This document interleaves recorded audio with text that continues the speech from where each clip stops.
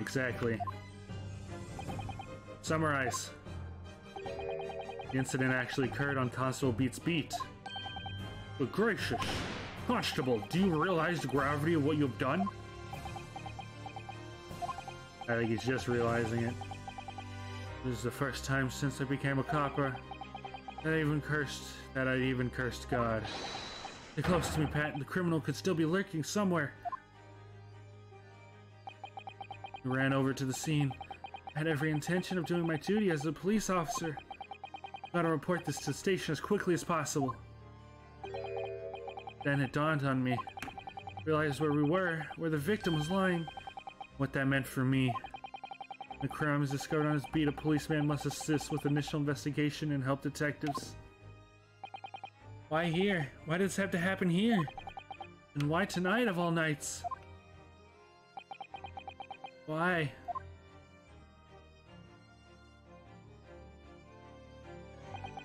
The cop's job to guard the scene of the crime, so I told Pat she'll have to go to the nearest police box and fetch whoever was on duty there. It was then, when I opened my mouth to speak, it just came out. I couldn't believe the words that were coming out of my own mouth. It's the next beat. This is the beat next to mine, Pat. So you have to go to the police box that covers it. Turn right along Mearshcombe Street, and then...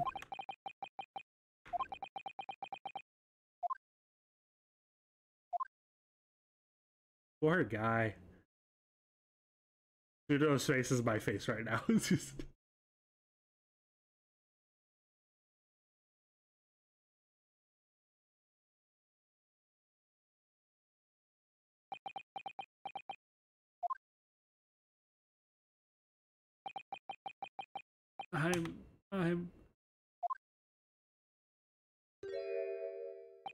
I'm sorry.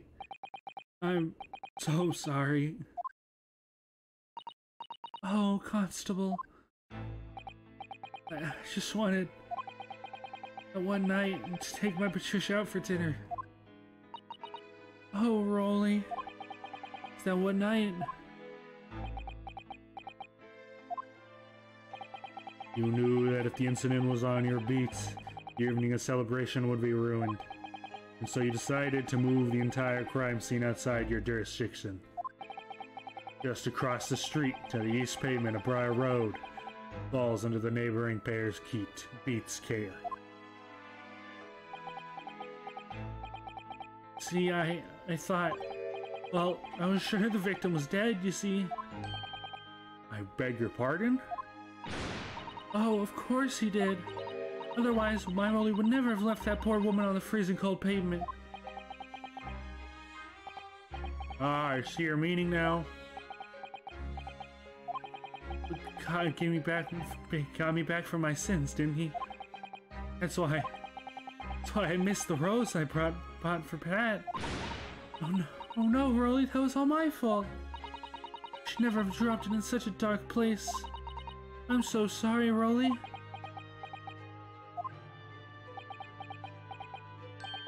And can you tell us, Constable, how many books did you move from one side of the road to the other in total? 4 was, yes sir, definitely 4. 3 of them dropped by Mr. Atsumi, and the 4th being the one that fell from the windows upstairs in the Garrideb's household, of course. But what made you place that book in the victim's hand? And all the others were scattered haphazardly around, I mean. Oh, well, sir, that's because that's how I found it. How you found it? What do you mean? We first went over to the scene. The victim was already holding the book. But when I moved everything, I made sure it was still in her hand. There was this book, The Lion's Pride, that the victim was holding. Ah, yes, sir. No doubt about it, sir. Interesting. So she picked it up, and then the knife came afterwards and hit her. I thought it was an open and shut case at the time, you see. Only 2 people at the scene. Pat and me both saw it happen. Which way you look at it, I had to be the fellow who ran off who done it, I thought. I couldn't see the harm, really. I didn't think moving it at all over the road would make a jot of difference. I suppose this is it for me now. I've had it. My lord. Yes, Lord Van Dyke. I believe that concludes the cross-examination of the witnesses. Constable, you may withdraw. Yes,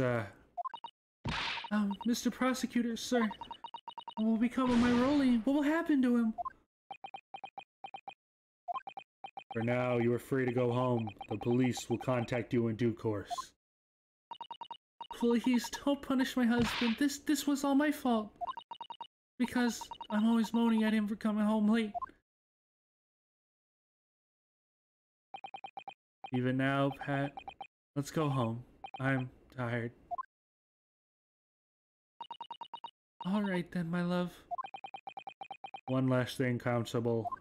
One last thing, Constable. Let this be a lesson to you. In criminal investigation, every detail matters, however insignificant it may seem to you.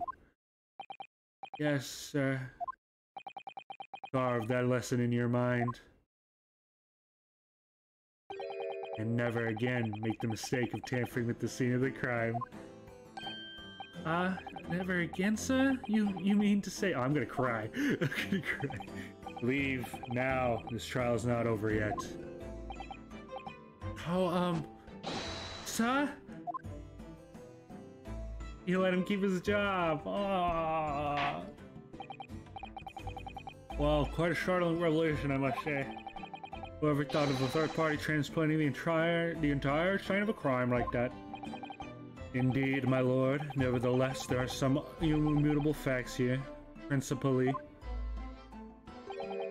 that the accused, Mr. Soseki Natsumi, is the only person who could have possibly committed this crime. Objection. What? We literally— what? No, I disagree. Now that we know the true scene of the incident, there's someone else. Another person who could be responsible for the knife in the victim's back. Forgive me for being presumptuous. I believe the prosecution is probably well aware of that possibility already. Lord Van Dyke, is this true? Very well. Name the person if you will, and if your further investigation is warranted. The prosecution has no objection to the trial continuing. You were named the other person who could have perpetrated the crime. Joan Garrideb. The defense would once again like to request the cross-examination of a new witness, my lord. Once again? My assistant made the same request earlier. In order to finally reveal the truth about this case. It's imperative that we cross-examine our juror number 4, Mrs. Joan Garrideb. Me? Oh, Jerry, me. Objection! That request has already been denied. Objection! But the situation is very different now. Mrs. Garrideb, answer me this. What do you want now, you little toad? At the time of the incident, you were engaged in a violent argument with your husband, Mr. John Garrideb. In the course of the argument, a minor house fire was ignited. And to clear the smoke from the room, your husband opened a window that looked over Briar Road. Well, what of it? You threw this book at your husband when he was cornered with his back against the window. Upon striking the pane of the open hinged casement window, the book plummeted directly down, finding its way to what we now know had to be the true scene of the incident. Yeah, what of it? During the argument, you were beside yourself with rage. As such, you threw not just books, but anything you could lay your hands on. So, let me ask you one more thing, Mrs. Garrideb. This knife, the one removed from the victim's back. Have you really never laid eyes on it before?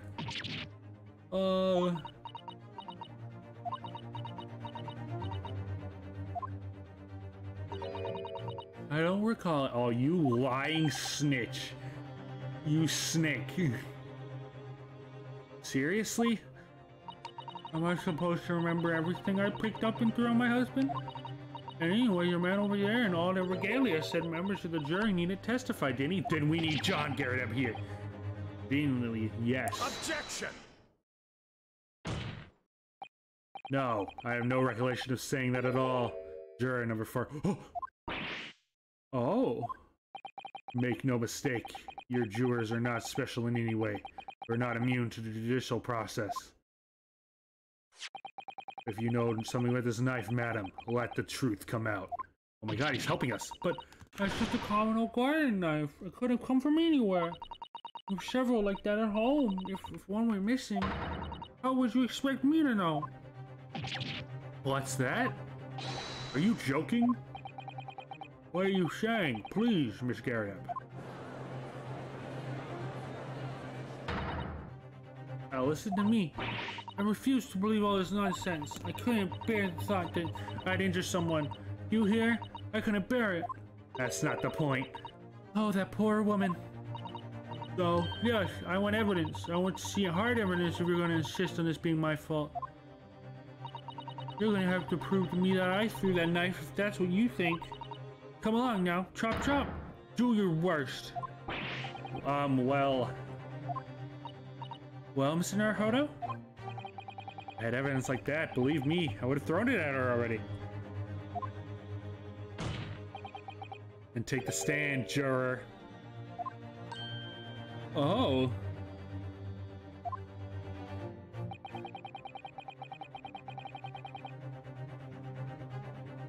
Prosecution does not object to the defense's request to cross-examine this woman. Thank you, Lord Van Zykes. I'm going to have to testify? Jury number 4. As I'm sure you well appreciate, having observed with your very own eyes today. Witness testimony can lead to the most extraordinary truth being unearthed.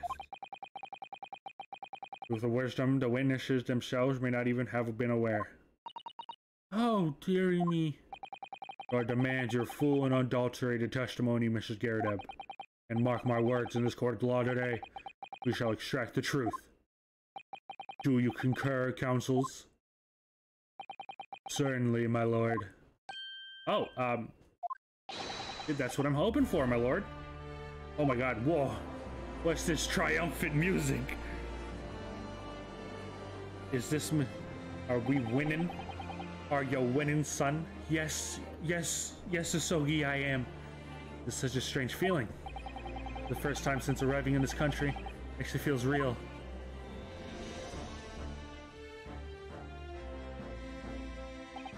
I'm here, in the Old Bailey, and I'm a lawyer.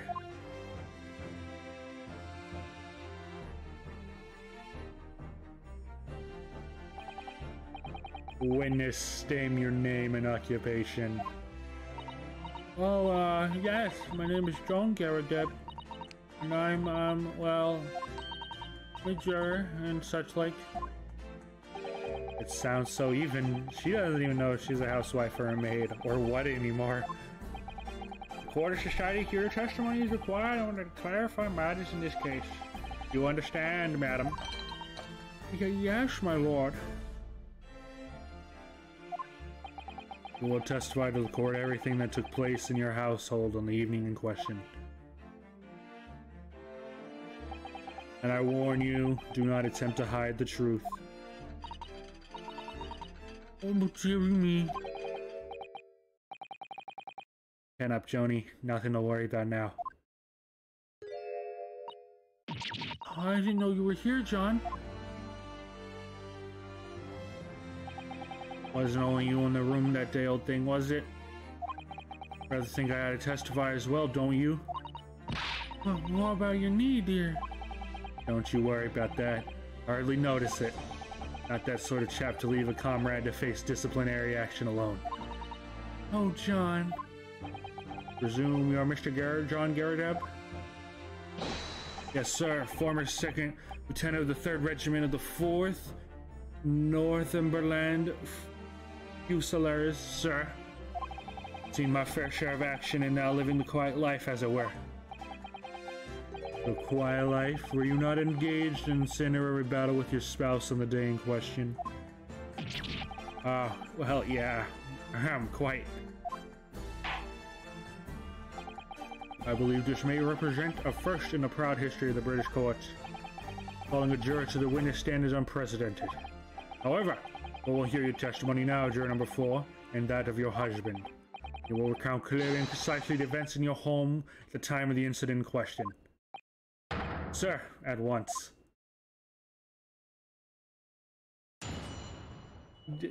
John, please don't. John, I'm begging you to not lie for her. The Battle of Garrideb. Yes, on the day you were referring to, the wife and I did have a bit of a skirmish. Can't recall the reason now. Knocked on a candlestick over and set fire to the carpet. Soon had it out though, and got the window open. Meanwhile, I was picking up whatever I could find to throw at him. Plenty of knives around our place. Can't say I'm noticed if 1 or 2 went missing, I'm afraid. If that Bailey thing in the victim's back really was one of ours, you have a job of proving it, I think. Alright, bucko, so you are gonna be here defending her. It sounds as though it was quite the battlefield in your household that evening. Although an entirely one-sided assault, it seems. The enemy caught up on the hop, sir. No choice but to dig in and take defensive measures.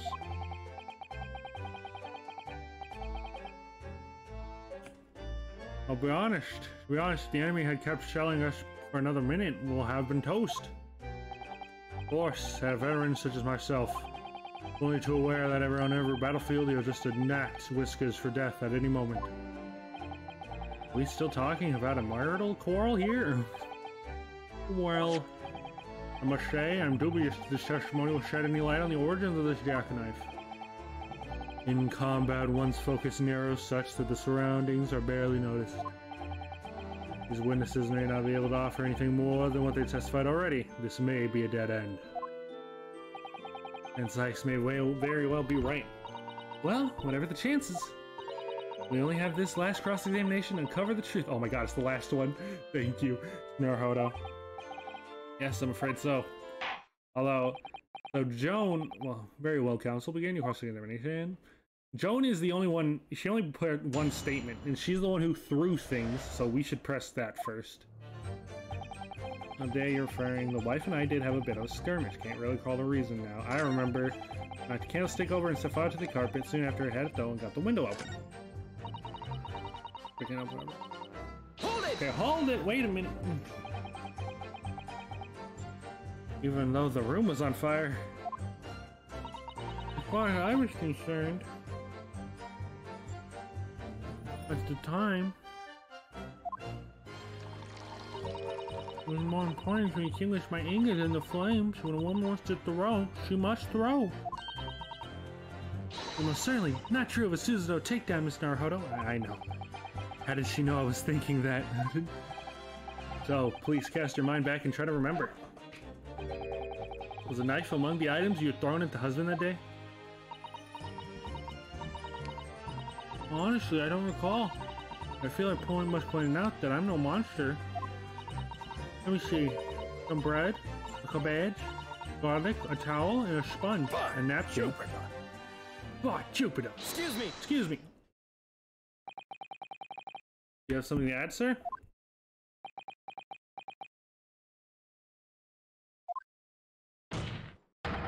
Mr. Garrideb. Oh, don't shoot! Oh, I'm sorry, I beg your pardon. Did your wife or Mark just bring something to mind?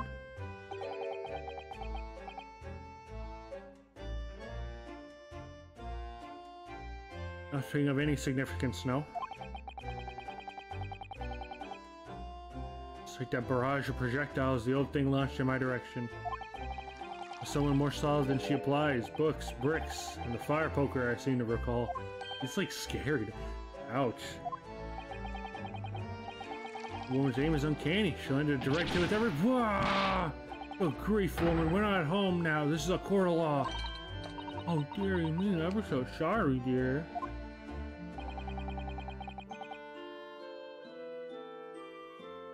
What are you doing with the teapot in there? In here. Honestly, John, I would never have done such things to you, obviously. Hey, look at this then. How do you suppose that happened, Your pipe, sir? I had this thing in my hand as usual the other day at the onslaught. Knocking clean out with one of her soft projectiles she did, yes.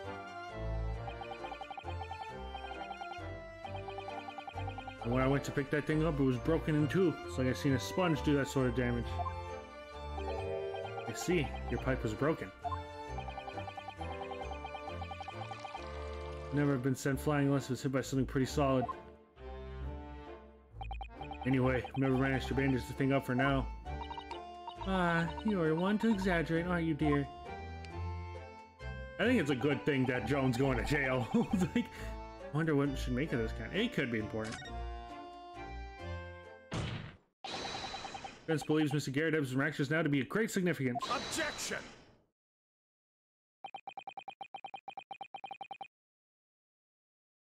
This war veteran's words only tell us one thing. Betray a fiery wife and pipes, as well as hearts, may be broken.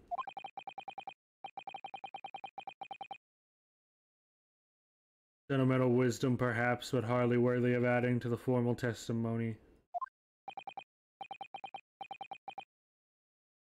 Indeed, common sense, might one say. Might one? In that case, would you at least permit us to examine the pipe, sir? Well, I don't see why not.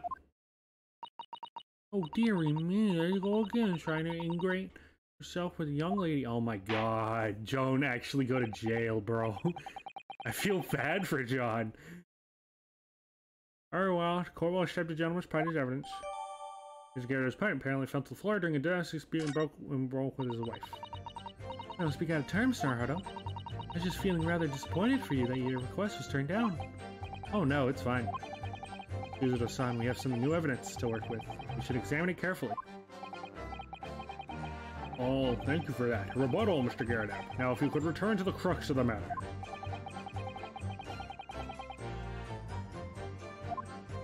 Oh, my bad, I didn't read that.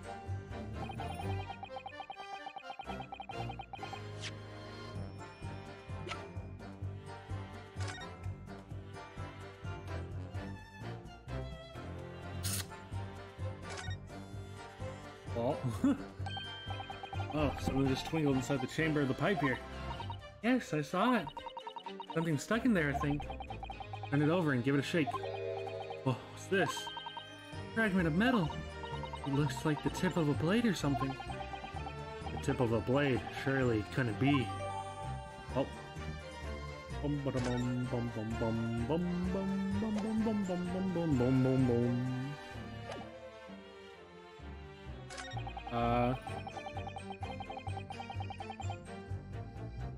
I was burned by this before, hold on.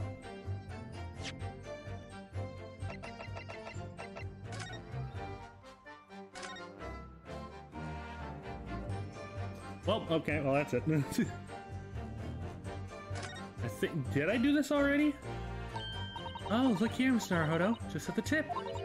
All piece of the blade appears to be missing. Wait, part of it's missing. I could be wrong, but I just got a feeling. Remember this? Ah, that's a tiny fragment of metal that we found inside Mr. Garrideb's pipe. Yes, and just maybe. Oh my, it's a perfect fit. Somehow, I just do. Oh, could I not examine that before? I didn't. And maybe I couldn't. Yeah. Dun dun dun. Well, okay. There's the victim was really up right here. Objection!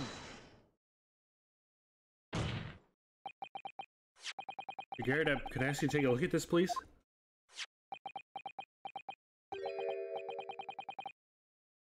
You can ask, I don't see a bally thing. You can't. Used to call me Dead-Eye Deb, back in the regiment, of course, but that was some time ago now. Even when I was trying to enjoy a large print book by the fire these days. I struggle to tell a B from a D and a P from a Q, just to be honest.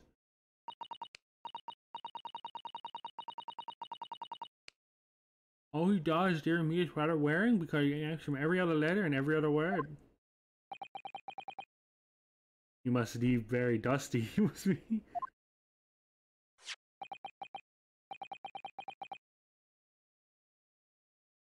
What's this? A tiny scrap of metal.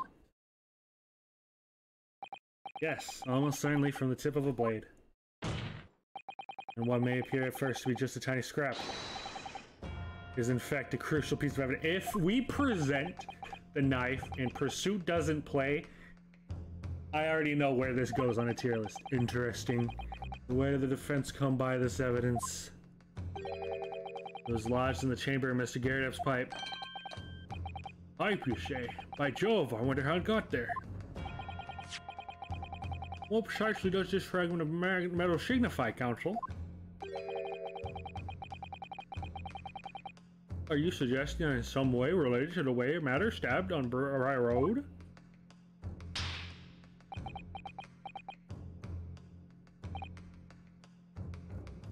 I am. What? Put together with another piece of evidence already in the courtroom. For record, I believe this tiny fragment of metal unravels the whole truth to this case, my lord. Oh my god, his back is burnt.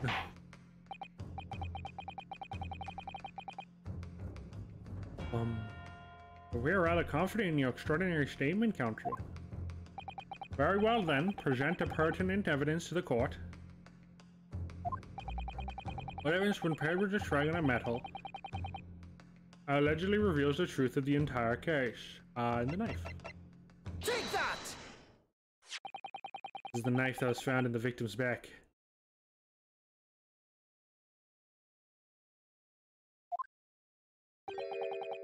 Look closely, you will see that there's a small piece of the tip in the blade that is missing.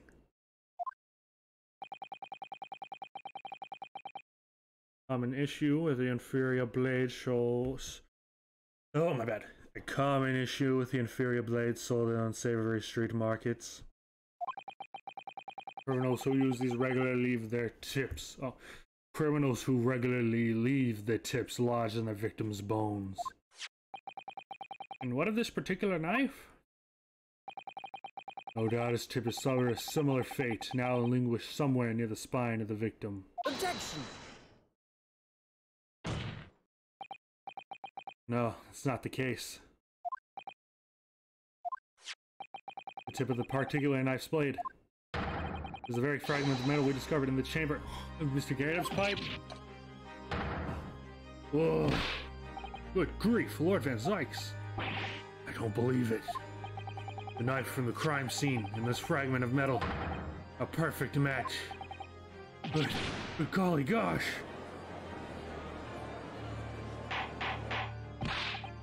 Order. Is this some sort of Eastern sorcery? No, this is no magic, my lord. This is a miracle.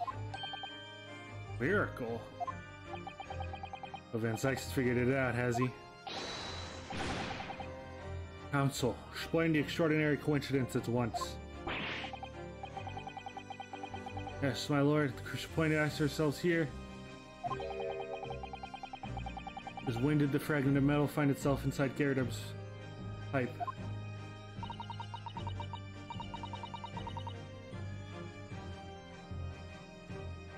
Something that was clarified for us in the most recent witness testimony. Had this thing in my hand as usual at the day of the onslaught. Knocked it clean out of one of my soft projectile, she did. Yes. Never sent it flying unless it was hit by something pretty solid. Oh dearie me. During the argument between the two that occurred just as the victim was on the pavement below, Garrideb flung the knife at her husband. However, the knife missed Mr. Garrideb instead of striking the pipe in his hand at the time. Which of course caused the tip to break off. Good lord. Yes, and this is when the tiny tip of the blade on its way inside Mr. Garrideb's pipe. The chances of that are 1,000,000 to 1.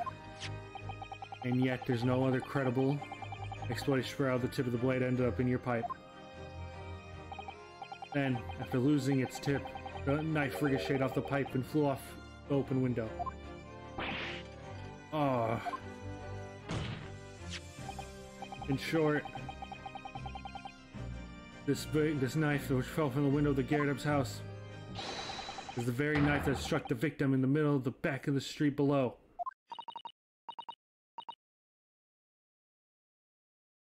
Oh god, oh dear. No! Objection!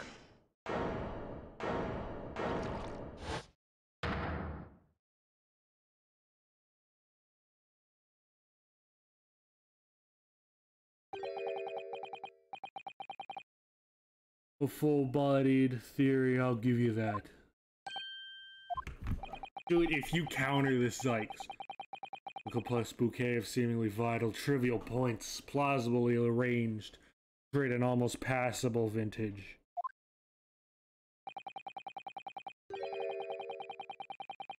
Let me to toast my learned friend characteristically Nepinese approach to bottling his argument. Please, dude, give up. Please. But after all, it's just theory. Shut up, dude. The bottle I fear is corked. Because you see, you're spoiled by an insurmountable inconsistency.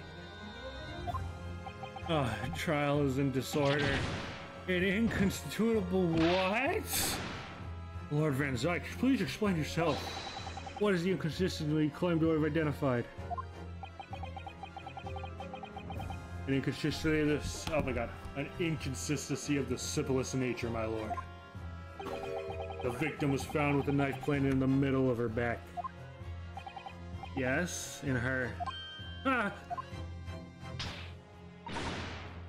That's right, you silly man. Joan, old thing, what are you getting so excited about? Consider the basic facts of the case once more. The victim was walking along the pavement before being stabbed in the back and falling to the ground, with a knife that struck her hand falling from above.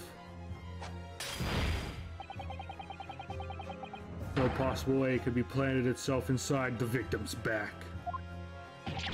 Oh, yes, please, I know the answer. Order. That's quite right, you see, that's exactly right. If the knife fell from above, it would have just struck her on the top of her head. Not if she picked up the book that you also threw, please. For words, look. I knew it. I never liked his theory in the first place. Although, what really did happen?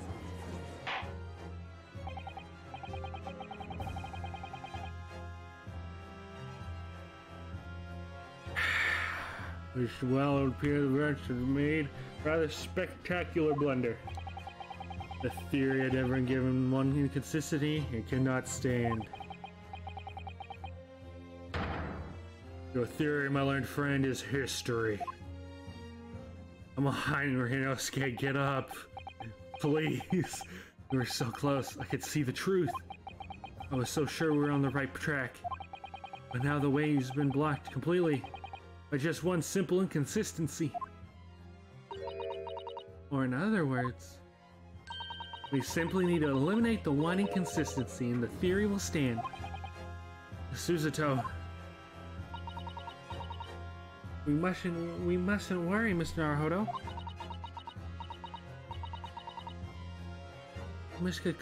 We were just caught off guard, that's all, and your mind went blank. But if your path we're on is indeed correct, then a way will present itself. The key to this is in the court record, I'm sure. All the information you need is there.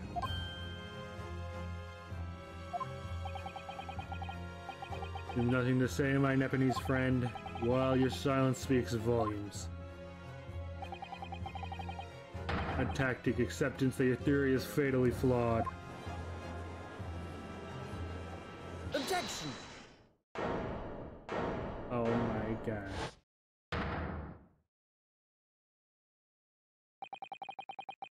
Inconsistency doesn't matter. I was on the wrong track. Means that I need to sharpen my mind and dig deeper for the truth. It's a test. Yes. If the knife fell on the victim from above, there's no way it could have hit her in the middle of her back. Under normal circumstances, that is. What are you implying? Counsel? There's a piece of evidence in the court record that can explain this inconsistency. It can explain how the knife that fell from above could have pierced the victim's back. We already have the answer. Goodness. Utter madness. Surely this must be the last time. Counsel, present the evidence into which you speak.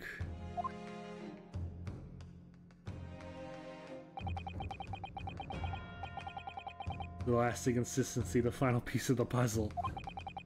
If I can sexually make sense of this, the truth will be laid bare at last. This explains how the fallen knife became lodged in the victim's back is... Take that! This, the fourth book found at the scene. Oh, we did it! This is the final piece of evidence the defense will present. The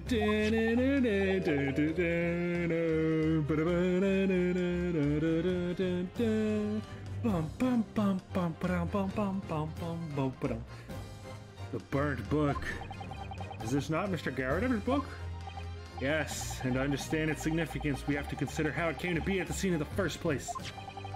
Photographic print clearly shows the book in question, and the victim holding it in her hand. But as we now know, it was the police constable that put the book between her fingers like that. Quite so, as part of his wholesale transportation of the crime scene to the opposite side of the road. It's true, however, as part of his testimony, Constable B made an extremely enlightening statement on that point. But what made you place the book in the victim's hand? Oh, well, sir, that's because that's how I found it. First ran over to the scene. The victim was already holding the book. So when I moved everything, made sure it was still in her hands. Bum bum bum bum bada bum bada bum bada bum bada bum bada bum bada bum bada bum bada bum bada bum bada bum bada bum bum bum bum bum bum bum bum bum bum bum bum bum bum bum. In other words, the victim had already picked up the book of her own volition. And clearly that must have been before she suffered the knife wound. Well, I should say so. For being attacked with a knife, I don't imagine she'll be doing much of anything. So the question becomes, why did the victim have that book in her hand? Why? By Jingo! I think I'm beginning to see what may have happened now. Oh dearie me. We all know that the book fell from the top floor of the Garrideb's household on the pavement below. Precisely the moment that the victim was walking past. Yes, at exactly that moment, the young woman was walking along the street in the light fog, when all of a sudden, the book fell right in front of her. The book I threw. Yes, Mrs. Garrideb, and what do you think that woman did? What would you do if you were walking along and suddenly a book landed in front of you on the pavement?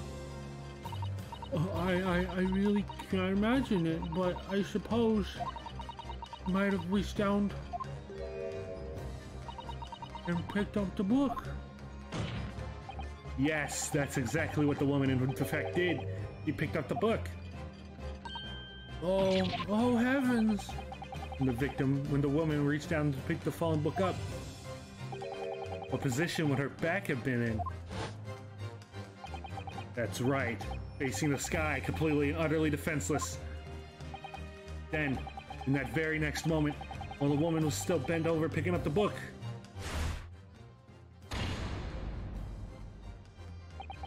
the next object fell from the room above, the jackknife, straight into the middle of her back. And at the same time, walking by chance directly behind Miss Green, was the defendant, Mr. Soseki Natsumi. Well, I never. It appears that Mr. Natsumi, but the woman simply collapsed on the floor. In the dark and the fog, he didn't see the knife falling onto her from above. Oh. And from the other direction, the constable and his wife saw no one but the victim and her apparent attacker. There never was a real culprit to run from the scene in the first place. No, this was nothing more than a series of unlikely events that culminated in an unfortunate accident. And that is the real truth behind this case.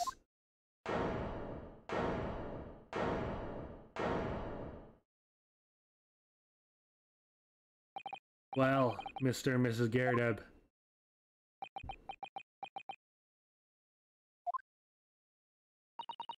The very first time you showed me that knife, I had my suspicions.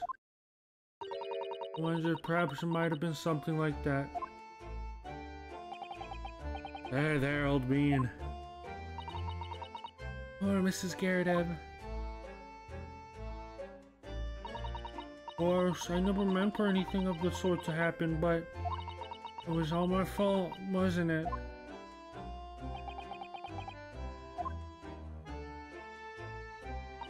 I took full responsibility.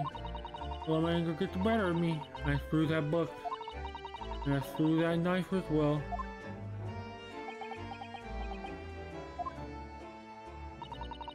John, dear. It's alright, I know. I'm ever so sorry. Truly. I'm sorry!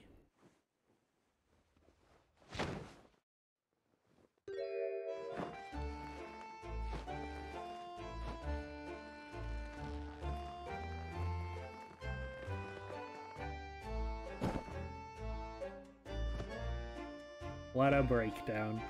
So silent and nonchalant. Lord Van Dyke, what news of Mrs. Garrideb? She's been taken to the infirmary. It would appear that today's events had led her into an especially flustered state. Though I believe she will recover in due course, there is no cause for concern. Yes, unbeknownst to ourselves, this cause would have easily been a terrible tragedy.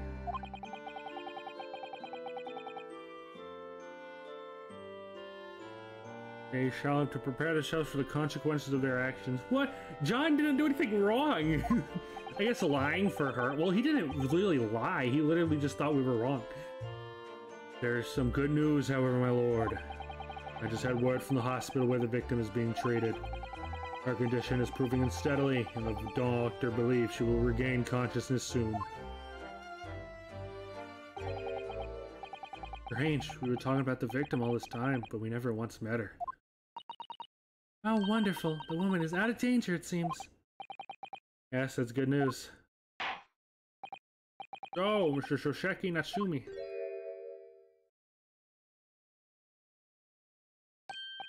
Oh, yeah? On behalf of my fellow countrymen, I would like to take this opportunity to beg your pardon, sir. You came from your distant eastern homeland to study our great British culture and have been repaid with immeasurable unkindness. Please accept our heartfelt apologies.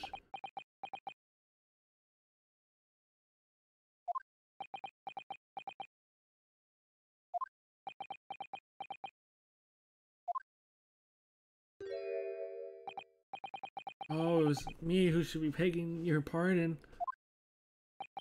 Oh no, Mr. Natsumi. That evening, when the young woman just collapsed on the pavement before my eyes, I jumped to the wrong conclusion again in my confusion.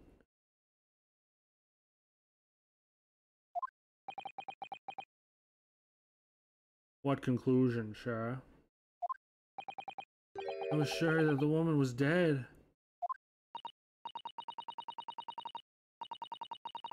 Yes, Constable Beat said the same thing, didn't he? He thought he had been killed too. She had been killed too. Suppose she must have looked completely lifeless.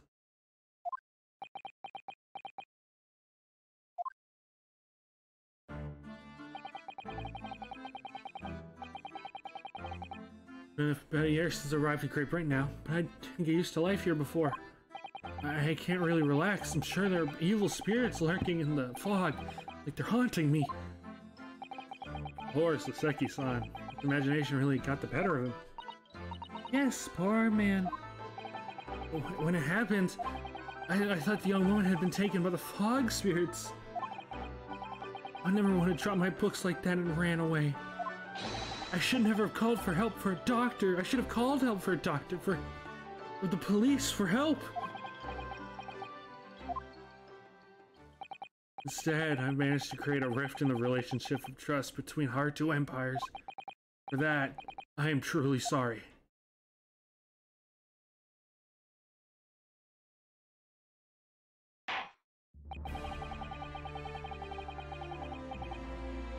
One must indeed say this sort of mysterious spirit has been at work here, I think.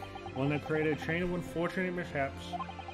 You were befooled by the spirit and led to false conclusions. But thanks to Lord Van Zykes and our young lawyer here from the east, that chain has been broken and the spirit exorcised. I hardly commend you both. Oh.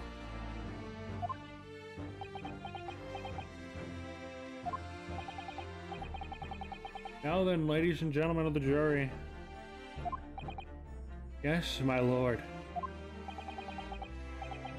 In concluding this trial, I must ask one more time for your decision regarding the offender's culpability. Are you ready to present your findings to the court? As the foreman of this jury can assure you, we made a fair and just conclusion.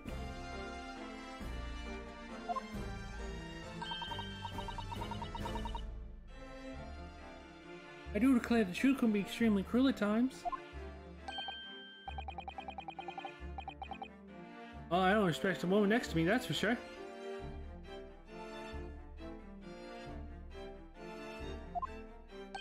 Sitting in for the old bean while she's out of action, you know. I know what her decision would be.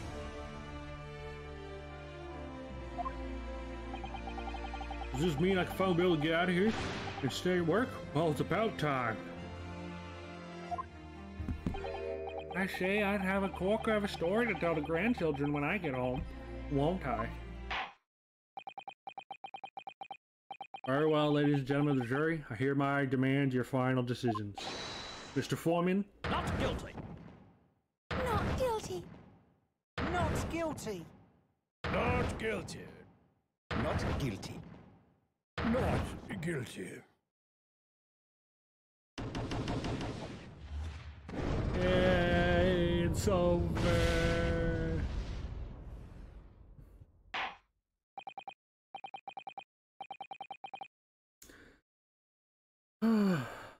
Very well, Mr. Natsumi. I hereby pronounce you not guilty. Woo!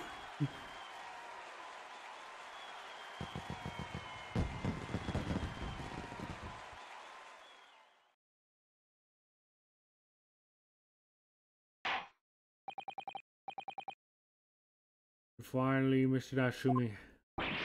Oh, yeah, yes, Lord Sir. You are now a free man once more. My hope that you will continue to further your education in British culture. And may you never again be brought before me. Is that... Oh, yes, sir, of course. On my life, I swear I'll never set foot in a courtroom again. I'm... Just 1, 2, cheers! Thank you, counsels. Court is adjourned.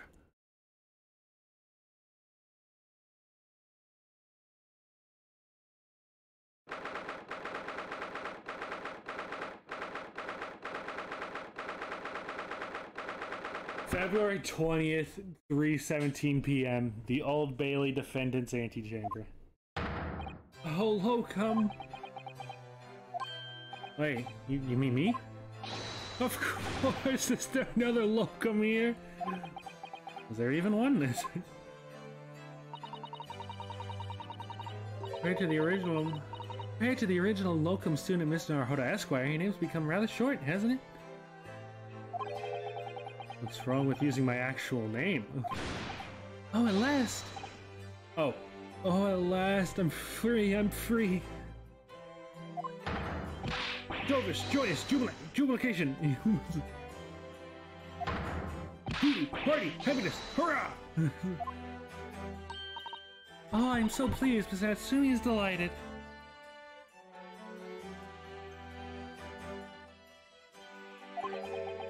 Would it be so hard just to say that then? Oh, come, you did it. You saved me from the brink. Well, what happened to the poor woman is in no way your fault after all.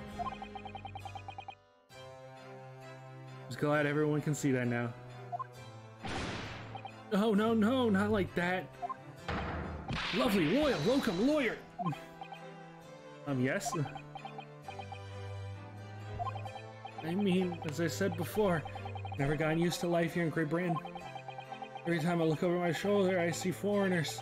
I see towering brick buildings. And from high up windows, I see them looking down at me laughing. Look at that little hunchback.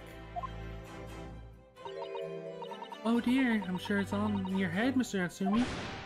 But today, your local lawyer gave me gloom the boot. I stand firm behind the Barano bench before all those babbling British. You battled to the bitter end, laying bare the baffling truth. And when I beheld the blinding fireworks among the beams of the Bailey's roof, I bellowed, "Behold the best barrister ever born!" That's very flattering, and we're very pleased for you. Giving me a wonderful antidote recount to my old friends back in Japan. Ah, an antidote. That was to become of all my hard work.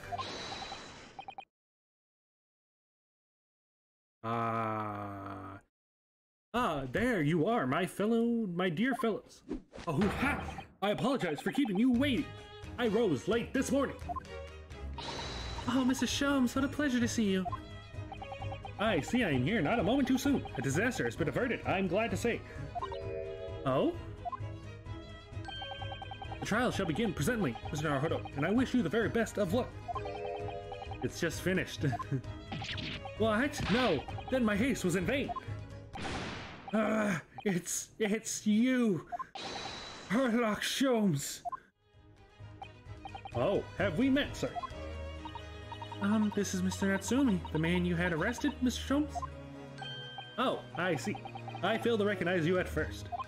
Our previous encounters have been taking place in the gloom, either of your bleak lodging or that prison cell.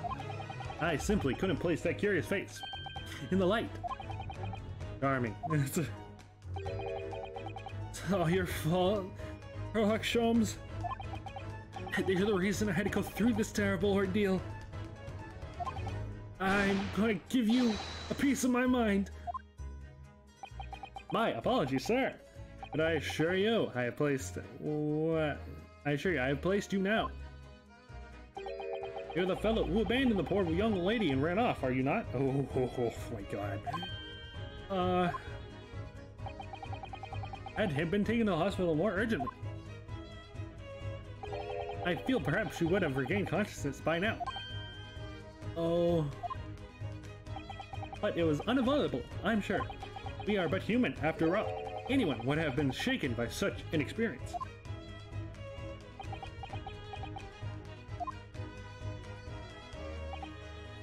I do feel badly about how I behaved. Ah, well, never mind. Now then, what is it that you wanted to say to me, sir? Nothing. Priceless. Oh, I am sorry, really, but... Oh, ha-he. That was quite priceless. Or Soseki-san. Still, on the bright side, you are an extremely entertaining experience without paying a penny. And it would seem that you were not even found guilty.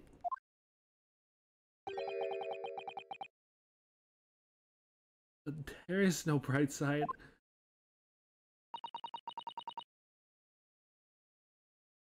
Whatever do you mean, Mr. Natsumi? Even after all this, I'm still cursed. Spirits and And now by the Reaper! Ah, Lord Van Zykes. I hadn't forgotten you know what facing that man in court means. Even if you found not guilty, you're still doomed. It will be alright, Mr. Hatsumi. Hmm? The Reaper and Pierce trying to make trouble. I will protect you. Hiya! Oh my god. You didn't need to body me, bruh. With perfectly executed Suzuto takedown. Much as I like being turned on my head, been warned he might be nice next time, Miss Suzuto.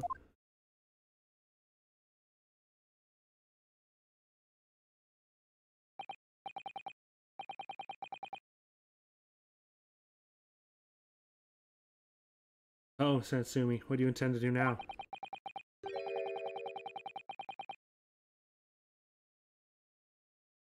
You mentioned something about recounting your experiences to your friend back in Japan?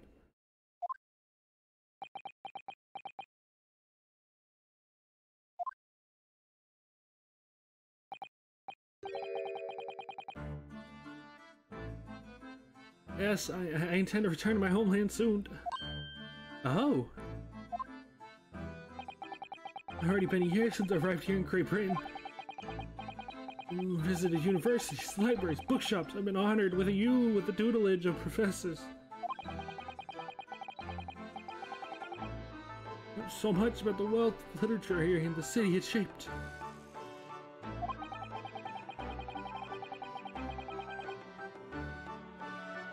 And soon, I've come to realize that it's my calling to sail back home and tell my fellow countrymen about it.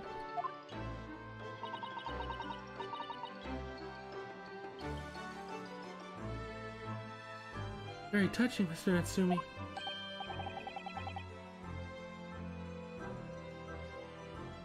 Or perhaps less veiled terms.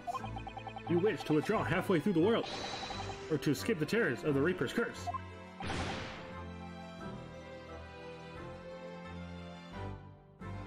Oh, that's not at all. The more I learn of literature, the more this strange feeling claws in my insides. I feel compelled to return to my roots and attempt to pin all my work. Oh, I see. Work of literature by Saseki-san will be an interesting read.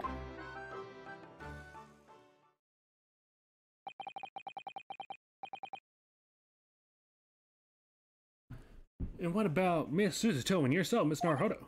Harry, what about us? Will you return to Japan alongside your mustached compatriot? Why would we? A week has not yet passed since we arrived in London. Not only does it feel as though we've finally found our feet. And you've accommodated in a hotel at present, are you not? That's right, but we need to find lodging before it bankrupts us. We calculated we only afford another 10 nights before our entire budget is exhausted. Well then, you could take my lodging. Oh, the windowless room? But when it lacks windows, more than makes up with a floor, ceiling, and walls. Great. And of course, I'll be happy to leave behind the accursed evil spirit. Oh my, an evil spirit. Oh yes. It tries to comfort me while you sleep, and it's an infallible wake-up call. Well, think about it. We'll think about it if that's alright. Perhaps I can afford a more welcome alternative. Would you consider taking lodging with me? Really? Well, a vacancy has conveniently presented itself. So it is up in the attic, I might add. You sure it isn't just a storage loft? I spoke with the landlady this morning on the matter of price, and Iris is cleaning the room as we speak. You must come at once. I presume you have no luggage to speak of. Oh, this is simply wonderful. What an honor with you to be invited to take lodging in the great detective's office's attic. I'm too overcome for words. So suggesting we look elsewhere is out of them. Then it is so. Iris will prepare a welcome dinner this evening. And you must come too, Mr. Natsu. I insist. I don't know what to say. Thank you and yes. Wonderful. And I'll go and complete the paperwork for your formal release, Mr. Natsumi. It shan't take long. Somebody's happy.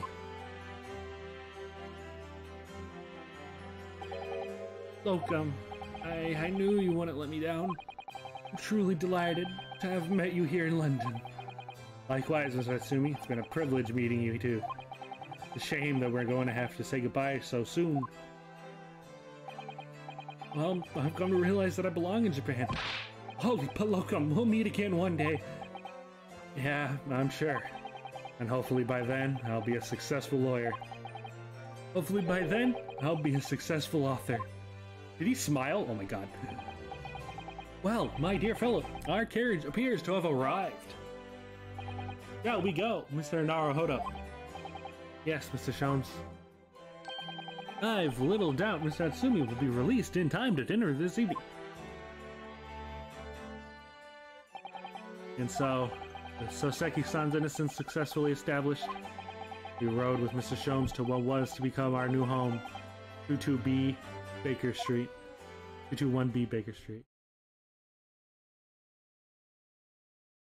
Oh, please, just stop. This better be like a 2-second scene. February 20th, 4:41 p.m., the attic room.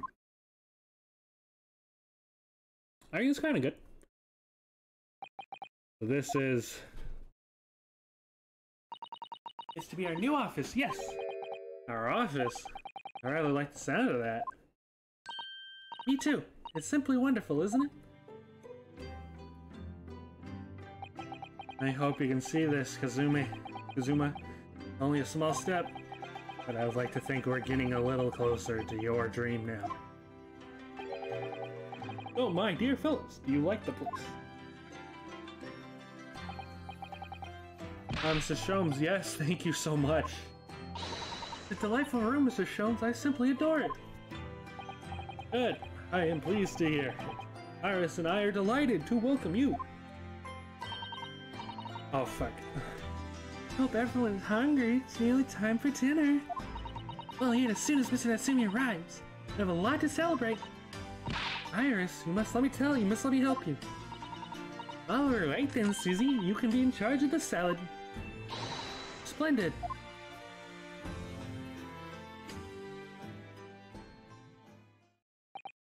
So, Mr. Naruhodo, how does it feel to have your own office in the capital? Very exciting, actually. I can't help wondering what adventures await us. Those were precisely my sentiments when I first established my office at these premises. Until I discovered the dark truth about the city of London, that is... Sorry? London is a glorious place full of wonder, opportunity, prosperity, and merit. But the brightest of lights casts the darkest of shadows. Shadows? What do you mean? Well, I believe you will be well aware of the murkiness that lies behind London's facade already. So, once again, Mr. Naruhodo,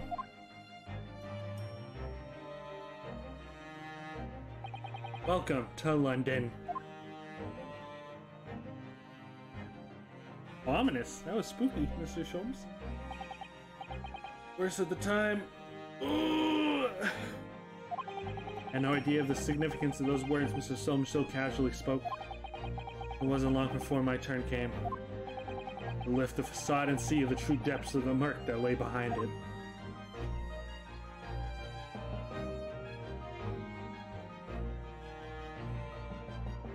The end. Awarded! Landed in London.